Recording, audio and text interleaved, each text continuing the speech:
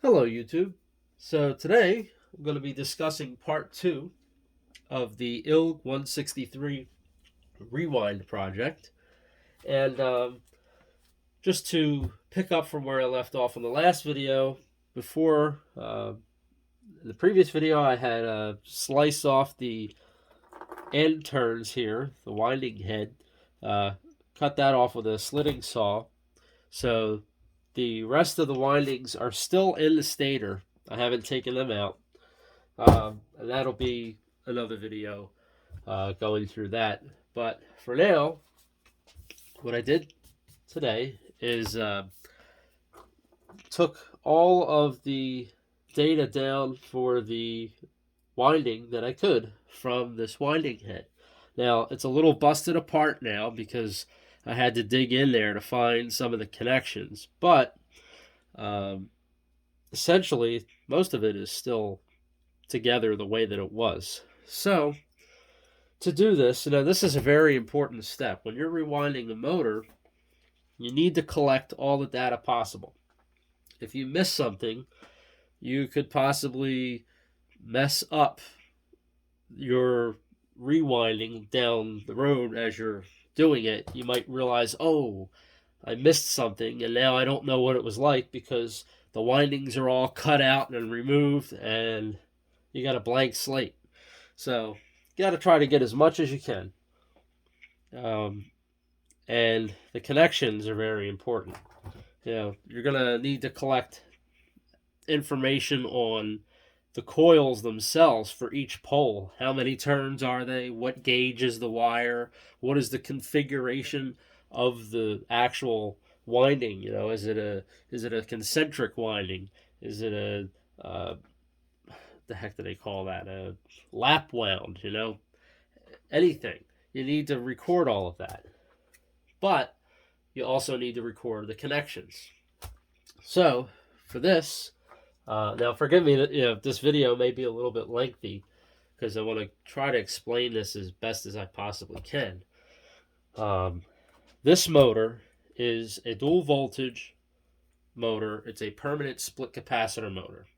So it's constructed of two run windings and one start winding. And of course, there would be a capacitor that's always connected to the circuit as well. We're not going to worry about the capacitor right now because we're just looking at the winding for the motor. So how this one is structured, we have leads. This is a 5-lead motor, 1, 2, 3, 4, 5.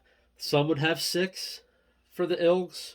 The 6 leads, you can actually reverse the direction by how you wire up the leads, how you connect them all. But for the 5-lead motors like this, it's internally connected. There is a 6, it's there, but it's internally bonded to the 1 lead. So 1 and 6 are connected in the motor, and you can't change that once it's all put together. So you're stuck with whatever rotation the motor's designed for.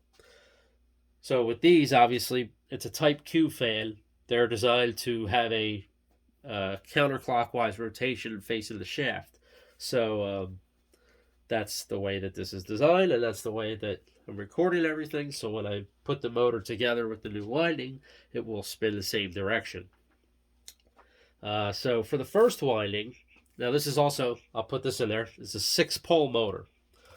So first run winding, we have 1 and 3. That's the 2 leads for it. And what I've done is, you can see these little black dots. Maybe you can see them. I also have them on here. There's little black dots here. And what I've done is I just use those as a reference mark to be able to line up where this sits in reference to each other, so that I know that if I'm looking at this dot, I can figure out where it corresponds to here. And I assigned them numbers. So for this particular example, it's a 36 slot motor. So 36 is straight at the bottom. And then going around clockwise, I have done, 1, 2, 3, 4, all the way going incrementally up until you get to 36. So you have 6 For this winding, we have a pole that is centered around 6, one that's centered around slot 18, and another one that is centered around slot 30. Now, the way the terminals connect, we have lead 1. Lead 1 connects and goes into this first coil, and the coil is wound in a clockwise direction. Well, what I should say is the way that it is on this drawing, it goes clockwise. In reality, when you're looking at the stator, if you were to turn it on its side and imagine you could see through the whole thing, that would be pretty much what you're looking at. So the winding would come in and go in a clockwise pattern like this, and then it would cross over and come back out. So that's what it does here, and then it skips over. I said it's a 6-pole motor, but you only see 3 here. It skips over a pole, and it jumps over to slot 18, and it does the same thing. It goes clockwise, comes out, jumps over, and goes to slot 6. And after it completes that coil, it comes out, and that is where it terminates at lead 3. Now, the second run winding, you can see it is shifted 60 degrees, and that is the other set. So we have the other set of 3 coils, but there's something different about these. You have lead 2 that comes in, and notice this coil wraps around counterclockwise.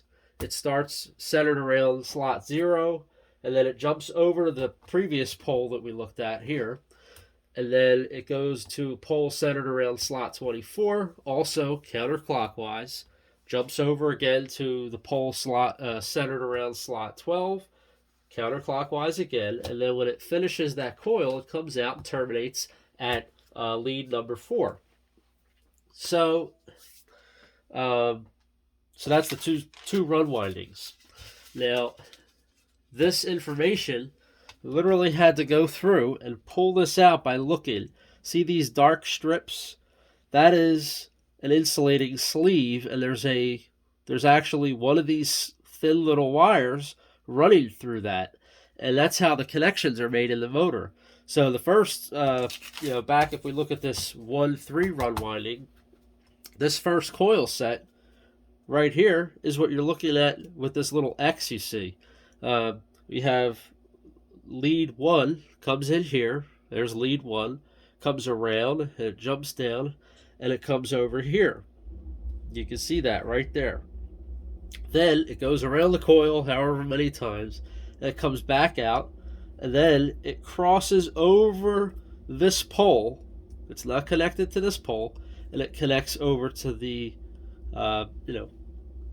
pole adjacent to that one. So you can see it skips a pole. It connects here, skips this, connects here. This one's kind of pulled apart, but it skipped over that, and then you can see it terminates here, and then there's one last lead that comes out, and that's where it connects to lead number 3, which is right here. So that is the 2 run windings. Now the start winding is a little bit different. Before, actually, one second. Before we get to that, let's explain a little something here. The 6 poles, we want the poles to alternate in magnetic fields. So we want a north and a south and a north and a south as it goes around the motor. Now, this winding, let's just say at any instant in time, this happens to be in its cycle for a north-facing pole, north field. Then the other one will be south, because these alternate the direction, counterclockwise, or clockwise, counterclockwise, clockwise, counterclockwise. It just goes around like that. So that's how they did this. Now, I suppose if you really wanted to, you could wire this a bunch of different ways. Could have made these 2 in one, like the start winding, and had it just alternate every other one. Could have did it that way, but this is the way that this motor was wound for the factory. So for the start winding, we have number 5, which is always connected to the capacitor in these ILG fans. At least all the ones that I've seen, they always use number 5. for that. And you can see it comes in number 5, and the slots, you can see 0, 6, 12. Before, that was where the center of the poles were for the run windings, but the start windings need to be shifted out of phase. The start winding has to be out of phase so that it creates a rotating magnetic field, makes the motor spin. So we have number 5 lead comes in. We got a counterclockwise pole, and then it goes to the next pole. It goes clockwise, and then it goes counterclockwise, and then clockwise, opposite each time it goes around, and then finally it terminates here, and we have lead number 6, which obviously, like I said before, this is bonded to number 1 internally in this motor. So 1 and 6 are connected. It comes out as number 1. You don't ever see a 6. But that's the way that this motor is laid out in a basic sense. I will go through and make a more in-depth diagram showing the entire winding, but for now, this is just a really basic way to show it. And yeah, it's pretty cool when you think about how all this goes together. But there's a lot of stuff you have to really just be careful. You have to be very patient when you are dismantling this, because I've had it in the past with my other motor where I had leads that broke off, and where they broke off, I could not find the end of it, so I had no idea where it was, and that made that really tricky. But thankfully, this one went much better, and I was able to make these diagrams, and from that I'll make a more elaborate diagram and we'll be good to go.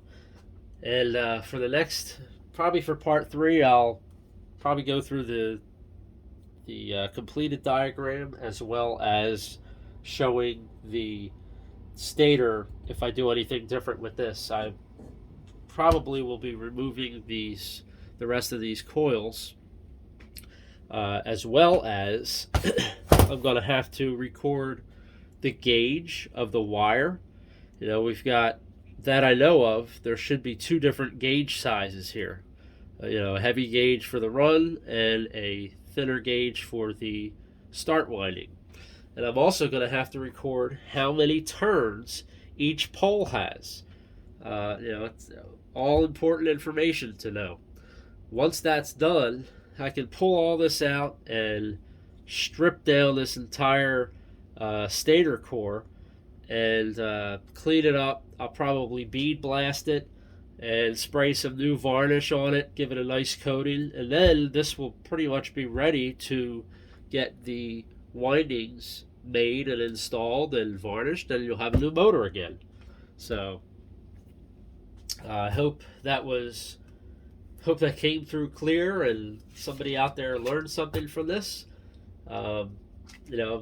Definitely not a expert or a pro at this, but it's just something I really enjoy, and hope you find it interesting.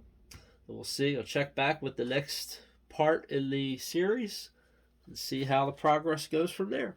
So thanks for watching.